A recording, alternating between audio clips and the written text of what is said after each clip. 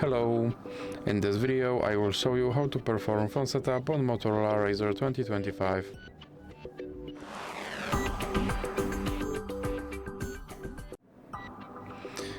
So you have to start by pressing on this button, and here you can set up using another device, or you can click skip, and here you can connect to Wi-Fi, or you can click skip. Now you can insert your SIM card, or you can click setup offline, then click continue, and here you have to scroll down and click accept and continue. Now you have to set date and time and then click next. Here you can set your PIN code, or you can click skip and then click skip again. Now you have to scroll down and click accept,